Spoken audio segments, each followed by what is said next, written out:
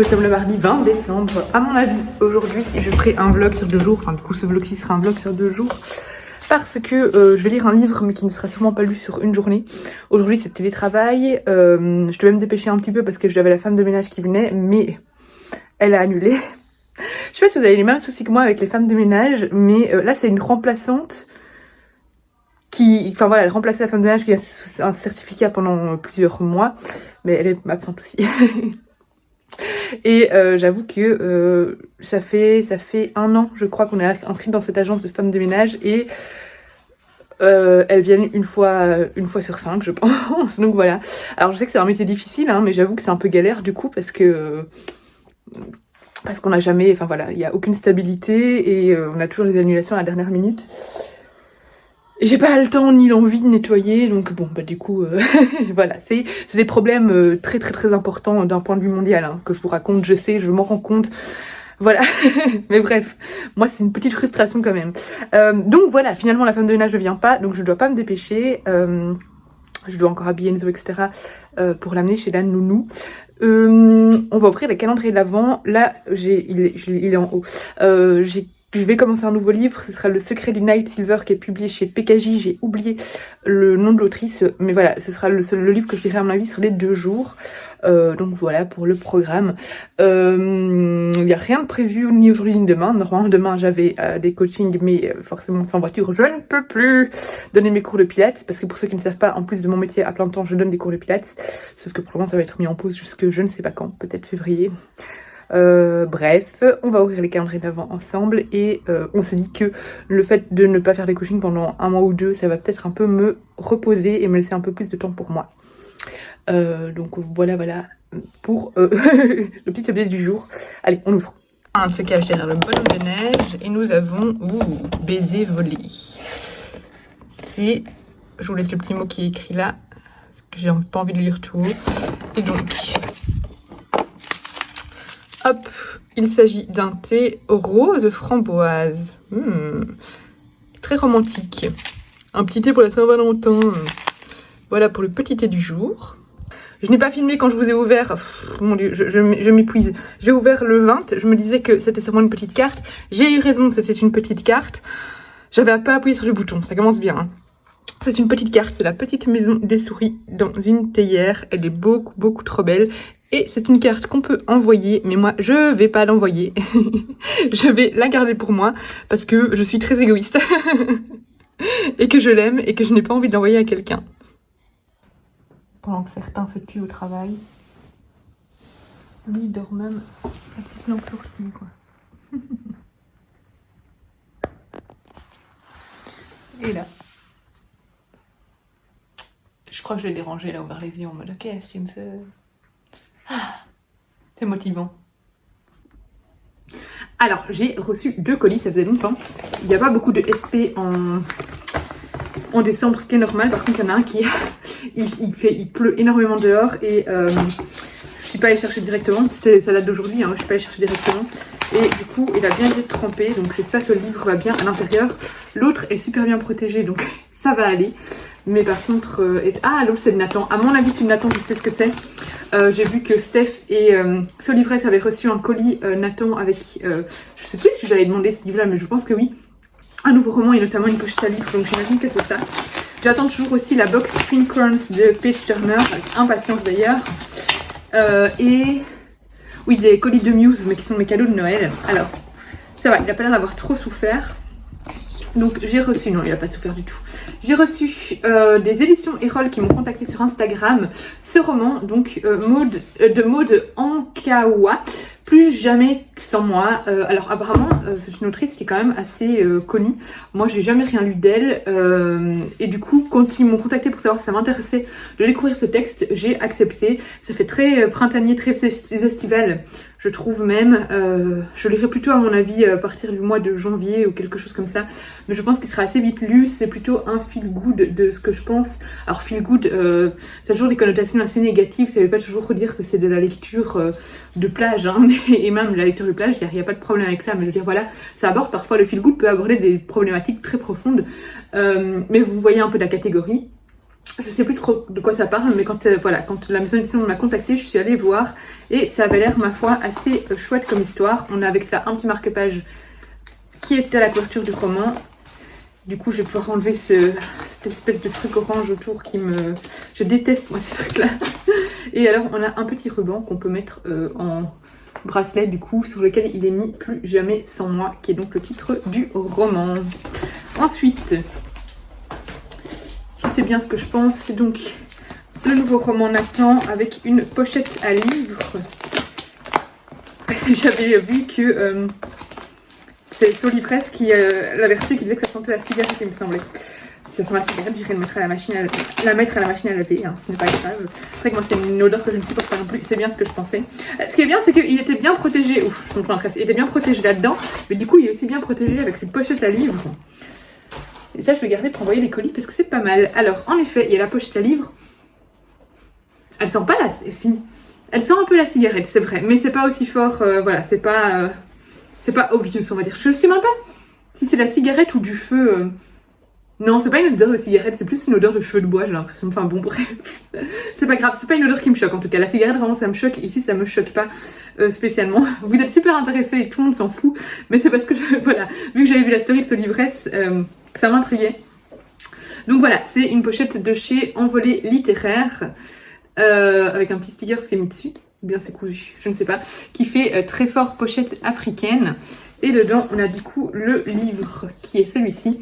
Donc les 12 d'Aritsar, de Jordan Ifueko, qui est un tome 1, La vengeance de la dame. La couverture, elle brille de mille feux. Elle a sorti à mon vernis. Je ne sais plus de quoi ça parle, mais c'est un roman de toute façon jeunesse ou young adulte, je ne sais pas trop, je pense que c'est plus young adulte.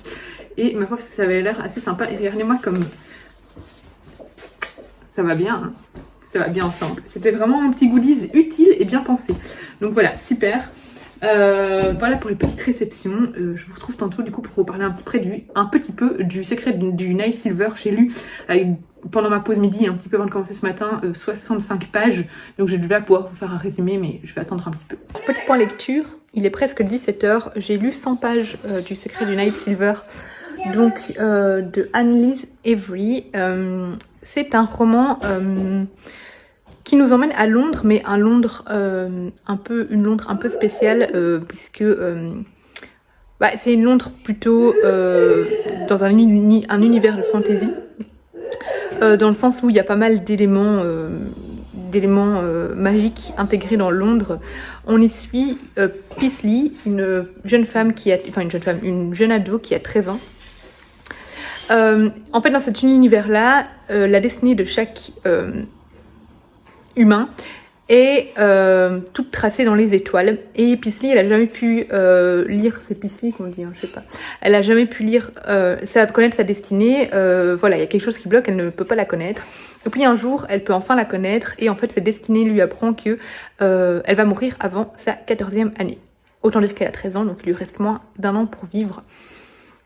Dans cet univers-là, on a toute une crainte autour de dragons. C'est un peu compliqué à vous expliquer, hein. Même moi, je n'appréhende pas encore bien tout à fait tous les rouages de l'univers, même si j'imagine que je vais comprendre de plus en plus. Mais voilà, on est un peu lancé dedans, précipité dedans, sans trop d'infos, comme si on devait déjà connaître en fait. Donc ça, c'est un petit peu compliqué au début, mais voilà. Donc les dragons sont craints. C'est apparemment les grands dragons qui ont créé la Terre, les humains, etc. Pas la Terre, mais les humains. Sauf que depuis, ils ont été rejetés, ils sont craints. Et certaines personnes sont dragonisées, je crois que c'est comme ça qu'on dit. Et ces personnes qui sont dragonisées, donc qui présentent des signes de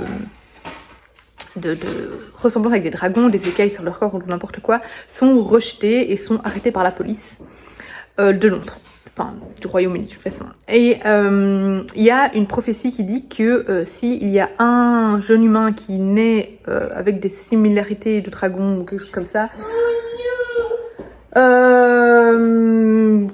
quelque chose de très mal va se passer. Mais je ne sais plus exactement ce que dit la prophétie. Donc voilà. Dans ce roman, du coup, on suit Paisley, qui, comme je vous dis, est destinée à mourir avant ses 14 ans.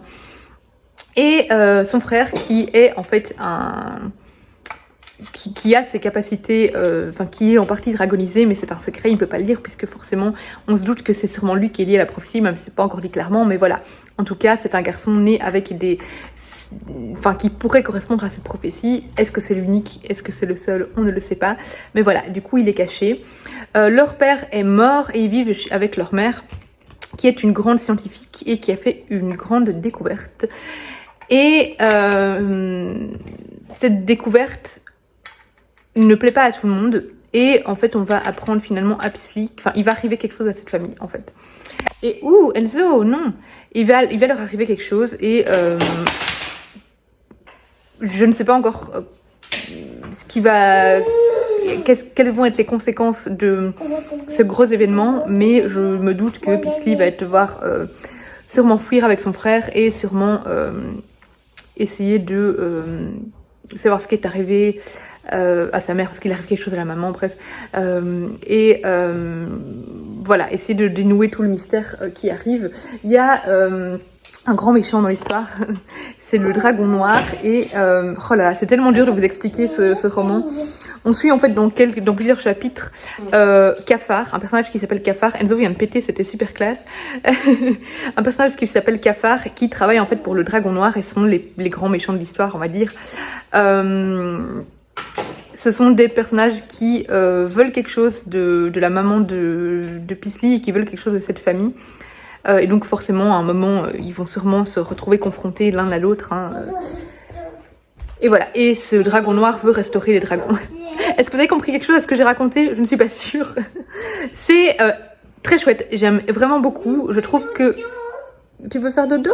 Je trouve que la plume est très belle, très bien construite. C'est un roman jeunesse qui est quand même... Oui, tiens, je vais faire dodo. C'est un roman jeunesse quand même assez exigeant, je vous dis, parce qu'on a quand même beaucoup d'infos sur... un monde qu'on connaît pas, enfin c'est Londres, mais je veux dire, il se passe plein de choses très différentes par rapport à notre monde contemporain, et on nous l'intègre comme ça, comme si, sans trop nous donner d'infos en fait. Donc ça met un petit peu de temps à assimiler toutes ces infos qui nous sont données petit à petit, dans des dialogues notamment. Vous voyez, il n'y a pas un passage descriptif qui explique tout, c'est vraiment dans les dialogues qu'on a des bribes d'infos qui se glissent sur l'univers. Il est parti déposer Sansa. Mais donc voilà, c'est très exigeant pour un roman jeunesse, mais c'est très original, j'aime beaucoup. C'est très bien écrit et c'est très riche pour le moment. Donc franchement, pour le moment, je suis à fond dedans et je vois pas les pages passer. J'aime vraiment beaucoup la plume et j'aime beaucoup l'intrigue, tout simplement. Et j'ai hâte de savoir, Enzo, non, ce qui va se passer. Donc voilà, je vous en dis plus quand je lirai, quand je serai un peu plus loin. Nous sommes le 21 décembre et je me rends compte que j'ai oublié de vous ouvrir le calendrier de l'Avent. Il y a des ouvriers juste devant la fenêtre, du coup j'essaye de me cacher un peu pour pas qu'ils se disent mais qu'est-ce qu'elle fait avec son téléphone à lui parler. Donc j'ai failli oublier de vous ouvrir le calendrier de l'Avent, donc écoutez, on va le faire là maintenant tout de suite. En même temps, elle était que le matin, donc au pire, j'avais toute la journée pour y penser, hein, mais ça me fait tellement mal au cœur de déchirer ces cases. Alors, Mademoiselle Cendrillon, oh, regardez-moi ça comme il est beau. Alors, je suis pas sûre d'aimer un thé à la citrouille, mais par contre, j'adore le dessin. Donc, une petite citrouille. Citrouille, pomme, cacao. Bah écoutez, je goûterai. Oh, j'aime tellement les dessins. Voilà pour le petit thé du jour. Et alors, la case 21. Ouh, c'est un biscuit. Oh, Miko est en train de s'énerver sur les ouvriers. Un biscuit au chocolat. Enfin, j'imagine que c'est du chocolat en forme de sapin. Miko s'excite trop. Voilà. Alors, j'ai reçu plusieurs colis. J'ai reçu mes colis Muse que je ne peux pas vous montrer encore. Je vous montrerai quand je ferai ma vidéo cadeau de Noël parce que je me suis auto-commandée pour mes proches parce que je voulais des choses sur Muse pour ma Noël en fait. Et du coup, voilà, mes proches me demandaient ce que je voulais. Du coup, j'ai fait une commande groupée pour pas payer 10 fois les frais de livraison. Donc ça, je vous montrerai quand j'aurai reçu. Par contre, je me suis auto-offert un t-shirt. Hop, que je peux déjà vous montrer du coup parce que je le prendrai direct. Enfin, je vais le mettre directement dans la machine à laver. Donc je me suis pris le t-shirt Don't Fuck Me, c'est ça, ouais, Don't Fuck With Me, I Read Trainers. Et je l'ai pris en navy et c'est du S. Tadam, je le trouvais trop drôle, moi j'aime bien la petite phrase et tout ça. Donc voilà, alors Muse il taille toujours assez grand, hein, du S, bon moi en même temps je suis un peu plus XS de toute façon d'habitude, mais il n'y a pas XS pour ces t-shirts là, enfin ça dépend si on prend coton bio ou pas, enfin je sais plus, bref, mais je l'ai pris en S. Mais moi j'aime bien quand c'est un peu plus, quand ça colle pas trop de toute façon, donc voilà, c'est très bien. Donc je me suis pris ce t-shirt là. Et alors j'ai pris pour ma maman, hop je vais l'ouvrir de toute façon. Maman, ne regarde pas ce vlog, sinon tu seras spoilée de ton cadeau. Coupe cette vidéo. Hop, pour ma maman j'ai pris ce t-shirt-ci. Alors elle je l'ai pris en XL je crois. Même si à mon avis du L ça allait parce que je vous le dis, sa taille assez grand. Hop, mais c'est pas grave, ce sera peut-être un peu trop large, mais c'est rien. Je l'ai pris donc en XL en gris, lectrice de mère en fille, avec ces petites fleurs. À mon avis, elle aurait suffi, à mon avis, parce que elle fait plus du L que du XL. Enfin, elle est entre les deux en fait. Et vu que ça est taille grand, je pense que elle aurait suffi. Mais écoutez, elle essayera et au pire ce sera un t-shirt qui sera un peu trop grand et qu'elle mettra un peu en loose. Ce n'est pas grave, moi je trouve ça joli quand c'est en loose. Donc voilà pour ma maman. Et alors, j'ai reçu un colis de Bayard et là je pense que c'est la fameuse box de Twin Crows. Donc j'ai déjà reçu l'épreuve non corrigée, je n'ai pas encore pris le temps de la lire. Honnêtement, ils nous ont envoyé l'épreuve non corrigée pour qu'on prenne de l'avance, mais vu que de toute façon, moi j'allais attendre qu'on approche la date de sortie pour lire et en parler, je voyais pas l'intérêt de lire l'épreuve non corrigée en urgence, donc j'ai attendu de recevoir le livre en épreuve définitive. Et donc voilà la box Twin Crows, c'est trop beau, je suis ultra fan. Ils misent beaucoup hein, sur cette sortie. Il y a notamment, normalement il y a mon invitation dedans, un bal qui est organisé le 11 février à Paris. Alors les partenaires d'Oman, les 2 fils invités, mais je sais qu'ils vont organiser énormément des petites choses pour peut-être que d'autres gens soient invités. Donc soyez aux aguets sur les réseaux sociaux. Donc moi j'ai reçu mon invitation au bal, mais honnêtement le 11 février, c'est le 11 ? Ouais, le 11 février, enfin, voilà, je suis allée à Paris il y a encore pas si longtemps que ça. Avec ma voiture, autant dire que je dois faire un peu attention à mon budget. Hein, et je vais pas retourner à Paris en février. C'est trop récent. Et voilà, j'aimerais bien mettre un peu du budget dans l'autre chose que Paris.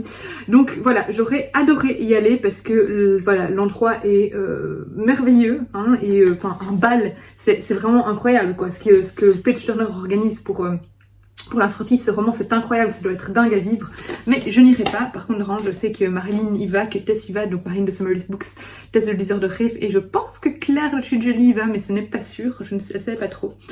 On a un petit marque-page avec en forme d'épée, pardon. On a, alors ça j'avoue que c'est le genre de truc que je vais jeter directement, un badge. On a des petites cartes, trop belles. Et of course, nous avons la bête, nous avons le livre qui brille de mille feux, il va très bien avec mon vernis. Faut que je fasse la photo quand j'ai mes ongles comme ça, parce que ça ira parfaitement. Voilà, il a l'air trop bien, donc ma foi, je suis trop contente et j'ai hâte de le lire. De toute façon, je me suis inscrite pour un Bookstagram Tour en janvier, donc il faut que je lise d'ici là. Parce que je dois mettre ma chronique en janvier. Donc voilà. Ah, j'avais pas vu, il y en a une mini couronne. voilà. Hop. Voilà, c'est tout pour ce petit unboxing. Et j'ai hâte de lire ce livre. Donc voilà, je remets tout parce que faudrait que je fasse un réel idéalement. Donc hop. Ouh, tout se fait la malle. On va refermer cette boîte gentiment. Et je vous reprends tout à l'heure pour vous donner mon avis lecture, que j'ai pas encore fini, mais voilà, j'espère le finir tantôt. Monter avec Enzo le train qu'il a reçu à Saint-Nicolas. Autant vous dire que ça demande un master en ingénieur pour faire ça. Mais j'y arrive, petit à petit j'y arrive. Maman a tout fait, je suis trop fière de moi. Plus qu'à mettre toutes les petites pièces dessus. Ne casse pas ce train, on le laisse comme ça à vie dans ta chambre. Tant pis pour la femme de ménage, elle passera entre les rails. Mais moi je le refais plus. Oh, il est 20h30, on est toujours mercredi. Et je viens vous donner mon avis, enfin clôturer ce vlog en vous donnant mon avis sur Le Secret du Night Silver de Anis Avery. Que, alors, j'ai globalement bien aimé.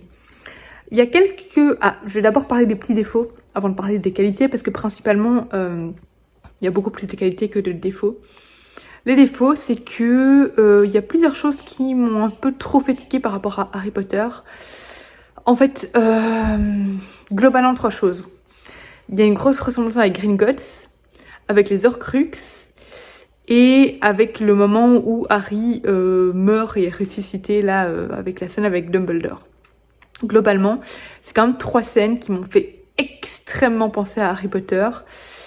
Alors autant quand il y a des petites inspirations comme ça d'Harry Potter, des petits clins d'œil comme par exemple dans Nevermore, ça me dérange pas, autant ici je trouvais que c'était quand même fortement ressemblant. Mais, mis à part ces petites choses, l'univers est complètement différent.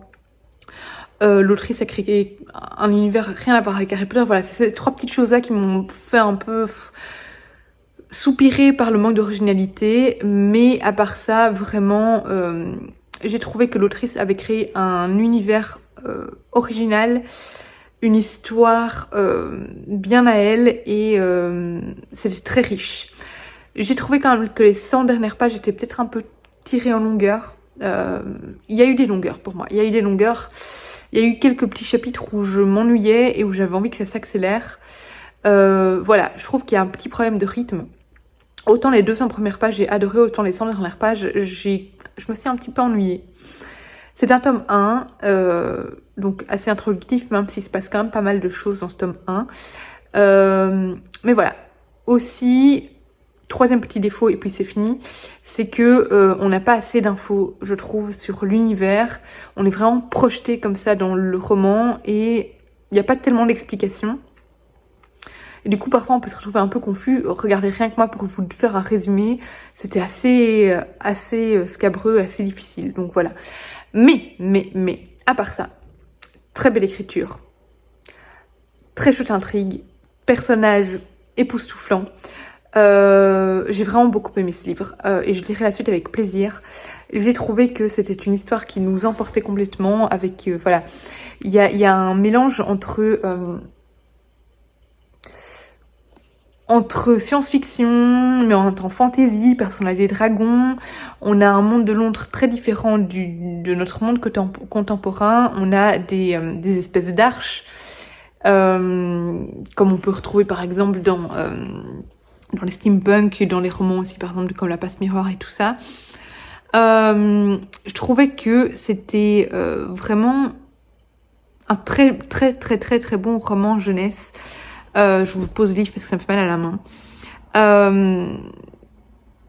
Très intriguant. On a envie de savoir ce qui se passe, on a envie de savoir ce qui va arriver à cette famille, de dénouer tous les mystères, de connaître tous les secrets. Il y a certaines choses qui sont assez évidentes.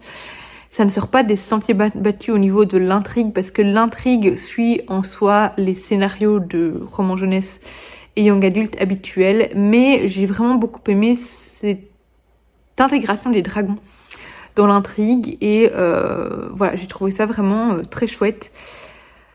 Ouais, c'est un très bon roman jeunesse et j'ai hâte de connaître la suite de cette saga, parce que elle a réussi à me convaincre par la richesse de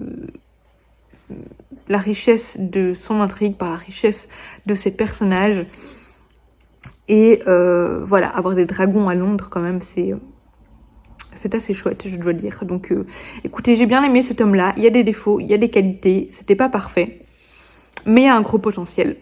C'est un tome 1, j'ai hâte de savoir ce que l'autrice va nous faire du tome 2, et voilà, j'ai hâte de voir ce que nous réserve la suite. Je vais du coup clôturer ce vlog ici. Voilà, demain je commencerai une autre lecture. Du coup, n'hésitez pas comme d'habitude à liker, partager, laisser des commentaires. J'essaye de rattraper au maximum mon retard dans les commentaires.